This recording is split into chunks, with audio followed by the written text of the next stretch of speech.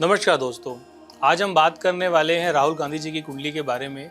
कुंडली अवेलेबल है, date of birth वगैरह सब अवेलेबल है, तो सीधा जानकारी पे बात करते हैं। देखिए, सबसे पहली चीज़ राजनीति के अंदर अक्सर देखा जाता है कि ग्रहों का बल, जैसे कि आप माने तो राहु का प्रबल होना ये बहुत ज़रूरी है, शनि का प्रबल बहुत ज़रूरी है।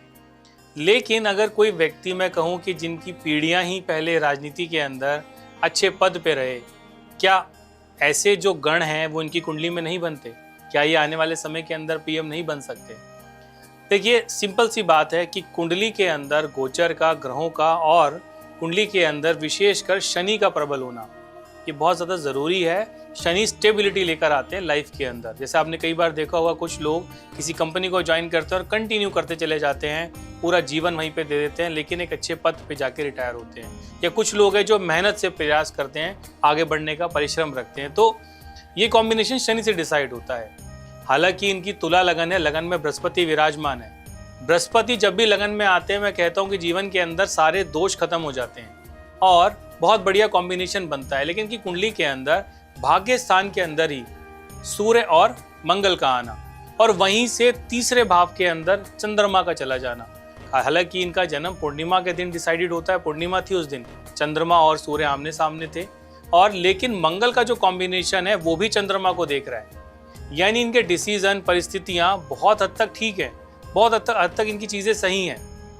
राहुल गांधी जी की कुंडली के अंदर एक विशेष चीज मैं आपको बताता हूँ कि किस प्रकार इनके जो घर के अंदर का जो माहौल था वो इतना बढ़िया नहीं रहा। जैसे इनकी दादी का, इनकी जो मदर है, उनके साथ भी काफी संघर्ष रहा।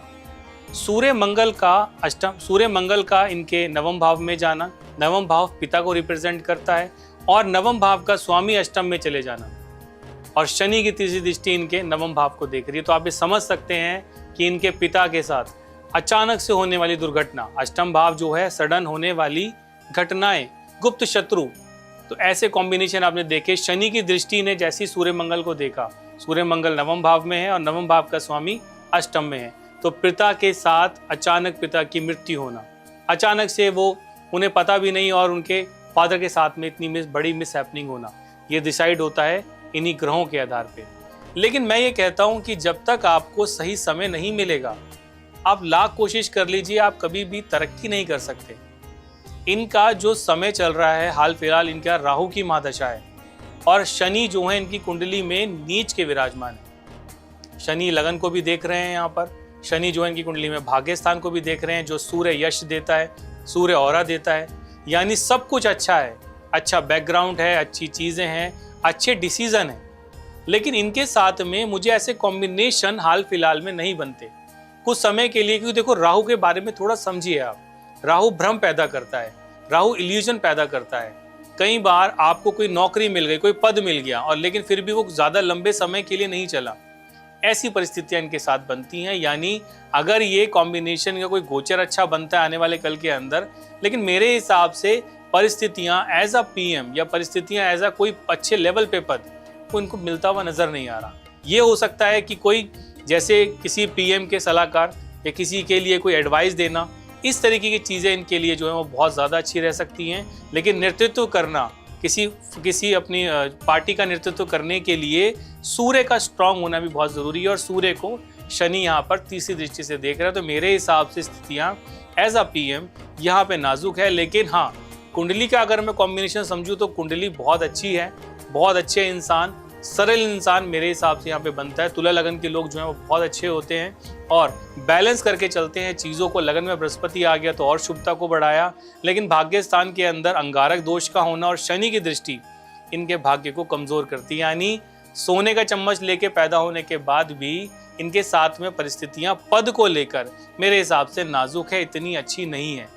राहुल जी के लिए मैं अगर यही कहूँ कि सबसे अच्छा यही रहने वाला है कि अगर कोई समाधान अगर आप चाहो कि आपका ये ग्रहण दोष दूर हो, सबसे अच्छा क्या रहने वाला है, मंगल के दोष को प्रभावित, मंगल का जो नेगेटिव दोष है उसे ठीक करना चाहिए। यानी यहाँ पे दुर्गा जी को प्रसन्न करना, दुर्गा जी के मंत्रों का उच्चारण करना, दुर्गा जी को स्मरण करना, और कहीं ना कहीं दुर्गा सप्तशती का अध्याय अगर ये करते हैं तो इनका भाग्य इनका साथ देगा। और जैसा मैंने कहा कि ये सर्वोच्च टॉप पे नहीं जा सकते, उससे एक सीट नीचे या उससे एक सीट नीचे इनका पद यहीं तक डिसाइड होगा। इससे ऊपर इनका पद जो है वो बनता हुआ नजर नहीं आता मुझे, क्योंकि ग्रहण भाग्य स्थान के अंदर बना हुआ है। लेकिन कुंडली बहुत अच्छी है, अगर मंगल को ठीक कर लें तो भाग्य का सपोर्ट बहुत अच्छा इनको मिल सकता है। तो एक छोटा सा वीडियो आपको समझाने के लिए था कि किस प्रकार एक सोने का चम्मच लेके अच्छे घर के अंदर जन्म लेने के बाद भी इनकी पीढ़ियां अच्छे लेवल पे चली, लेकिन ये उस मुकाम तक नहीं पहुंच पाए। जबकि अच्छे व्यक्ति हैं, अच्छा डिसीजन है, अच्छा नेतृत्व है, फिर भी व्यक्ति समय की वजह से और ग्रहों की वजह से अपने एक अच्छे पद पे नहीं पहुंच सका। तो आज के लिए केवल इतना ही, इजाजत दीजिएगा। नमस्कार।